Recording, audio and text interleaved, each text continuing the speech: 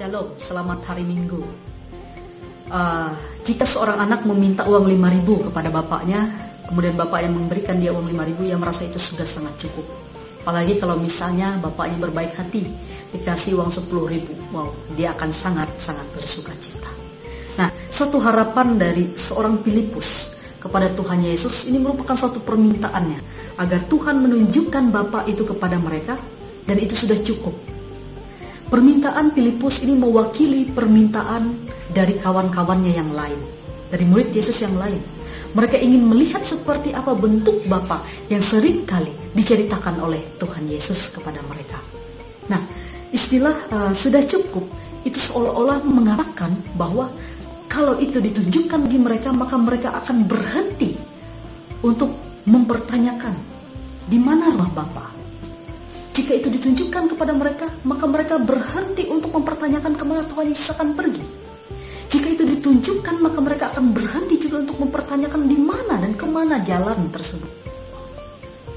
Tetapi sebenarnya pertanyaan Filipus maupun Thomas di dalam firman Tuhan ini menunjukkan bahwa murid-murid Tuhan Yesus belum sepenuhnya mengenal akan Kristus, dan juga belum sepenuhnya mengerti akan setiap perkataan, pengajaran, bahkan juga tujuan Yesus Kristus datang ke tengah-tengah dunia.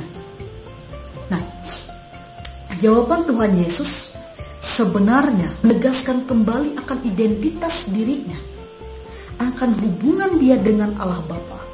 Yesus dan Bapa ada bagian yang tidak terpisah. Mereka memiliki satu hubungan yang sangat unik. Allah Bapa ada di dalam Yesus, dan Yesus ada di dalam Allah Bapa. Dan setiap perkataan, pengajaran, dan juga pekerjaan yang dilakukan oleh Tuhan Yesus itu merupakan perkataan, pengajaran, dan juga pekerjaan dari Allah Bapa. Allah Bapa ingin agar damai sejahtera itu bisa dinyatakan, agar ada keselamatan. Maka demikian juga yang dilakukan oleh Tuhan Yesus.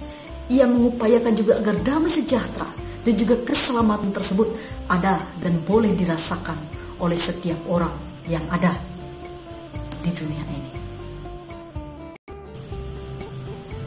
Terkadang kita bisa terjebak seperti Filipus dan juga murid-murid yang lain. Kita berkata bahwa kita mempertanyakan seperti apa Allah Bapa. Kita tidak pernah melihat Dia. Padahal sebenarnya Yesus telah membuat supaya Allah Bapa tersebut bisa dikenal, bisa dilihat oleh kita, yakni melalui dirinya. Kita juga bisa terjebak seperti Filipus dan murid-murid yang lain, tidak menyadari bahwa kita memiliki kesempatan, hak yang begitu istimewa. Kita sudah menjadi orang-orang spesial.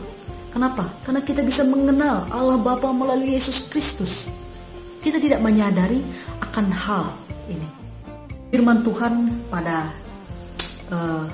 hari ini berikan kepada kita beberapa penyadaran bagi kita, supaya kita sadar bahwa kita sebenarnya memiliki hak istimewa dan kesempatan yang begitu luar biasa di dalam Yesus Kristus.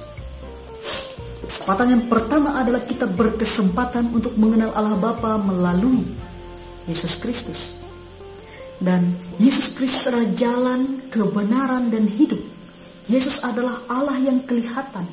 Dan mengimani Yesus Kristus berarti sama dengan kita mengimani Allah Bapa. Kedua adalah kita berkesempatan untuk memiliki kehidupan yang kekal. Iman kita kepada Kristus itu kemudian menghubungkan kita dengan Allah Bapa. Bahkan Yesus Kristus kemudian melayani kita di hadapan Allah Bapa.